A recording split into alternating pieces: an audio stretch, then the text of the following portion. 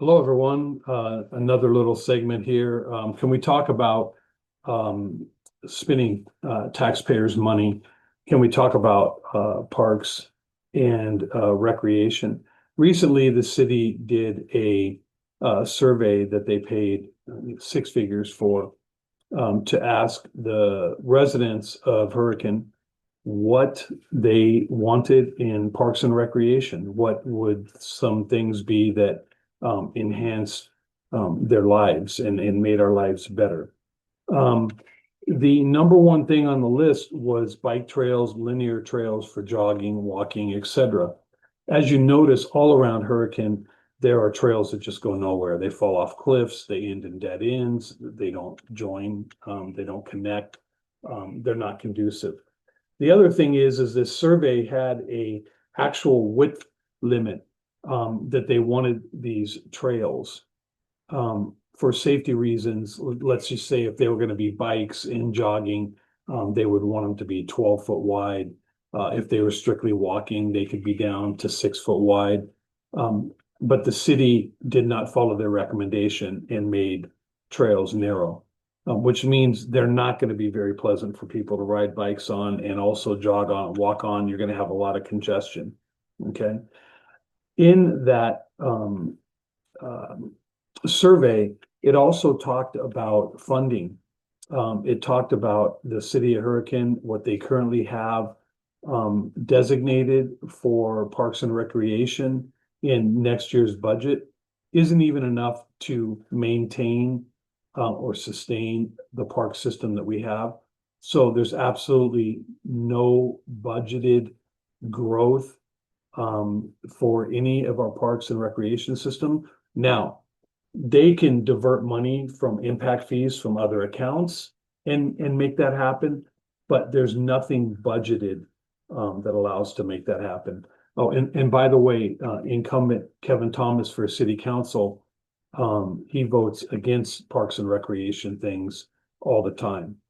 So if you're into parks and recreation and open space, he's probably not the guy for you. The national average for say like miles of trail and parks per residence, but basically miles per trail per resident is 0.22 miles. Ivans has 1.17, St. George 0.67, Washington 0.70, Hurricane 0.05. That number could be skewed a little bit based on the fact that we have Sand Hollow and we have Quail Lake. But if you're not a lake user, that means absolutely nothing to you. And also the lakes are so overran lately, you can't get on them before 11 o'clock. So some things that that we, the taxpayers, have paid for, funded, bonded, loaned, $86,000 loan for golf carts for Sky Mountain Golf Course.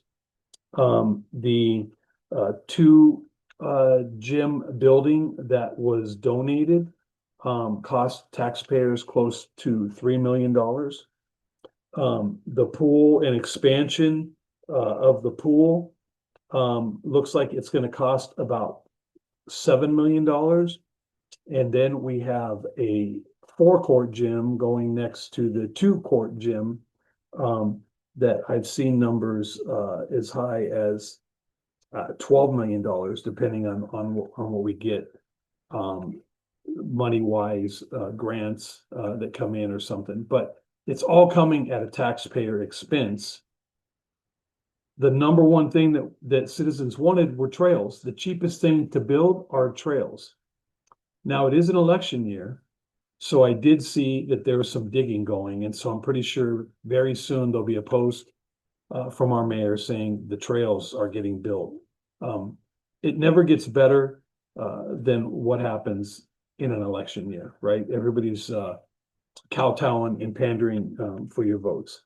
So some other things where taxpayer money was spent that we didn't ask. First off, the pool, just maintenance on the pool is about $350,000 a year. So when we invest that money into the pool, which wasn't even on the top of the list, we're going to be really upside down with that as well. Now, look, don't get me wrong. The pool is going to be a good addition for our community. The 2-court gym is a beautiful building, good addition for our community. 4-court gym, beautiful building. It's going to be a good condition or a good addition for our community.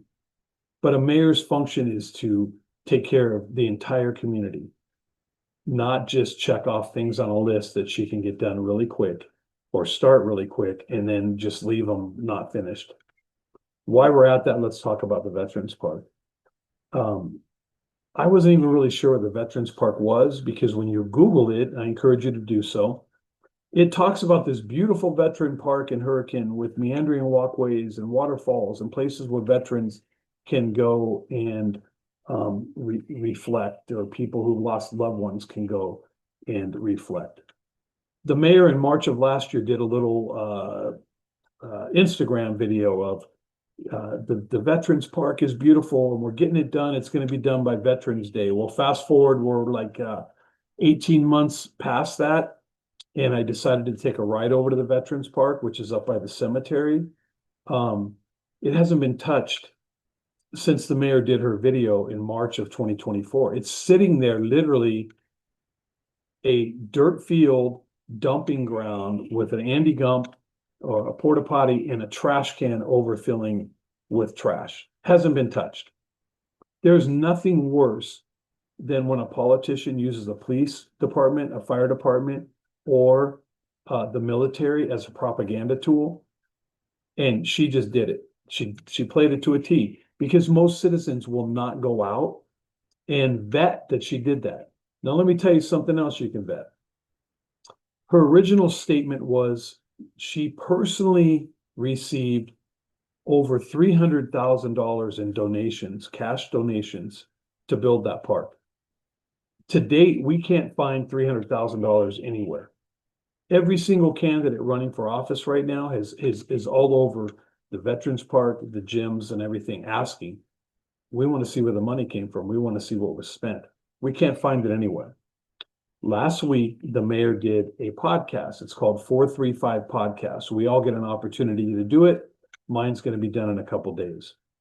At the very end of that podcast, the mayor says she has personally received over $600,000 in cash donations for the Veterans Park. That money is nowhere to be found.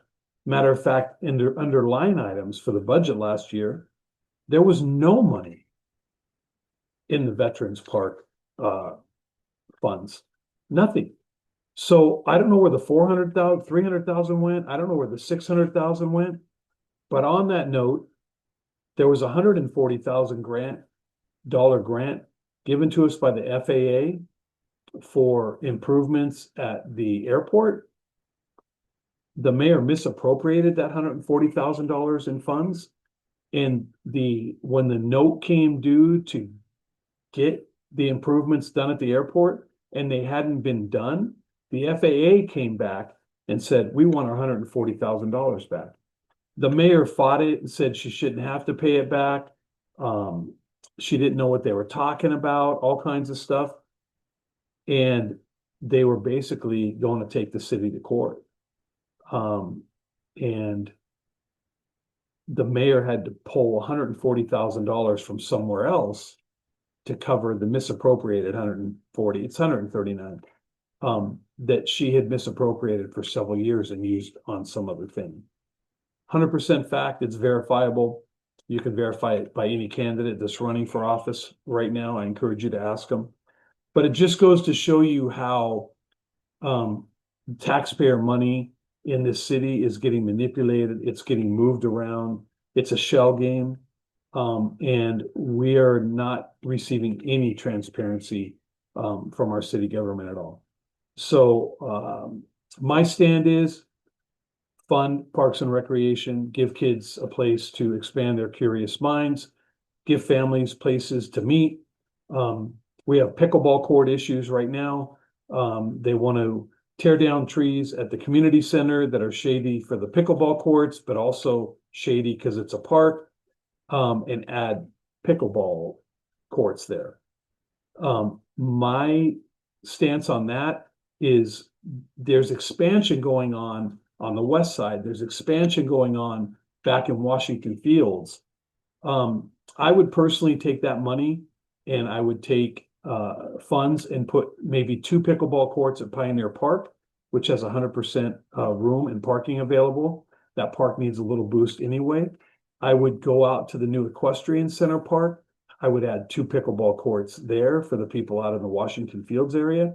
Then I would come over to Zion Park, Grandpa's Pond, Dixie Springs Park, something on this side, west side of, yeah, I mess that up all the time, by Sand Hollow Gateway. And I would put in 2 there. And that way the community can get to pickleball courts wherever they need and whenever they want to play.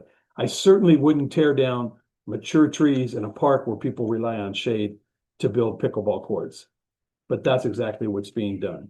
So that's my stance on Parks and Rec and what's going on. I appreciate your questions. Keep sending me your questions. You can email me at crowforchange@gmail.com, or you can call my cell phone. I don't know it by heart, 435-251-0605. Thanks again for listening. See ya.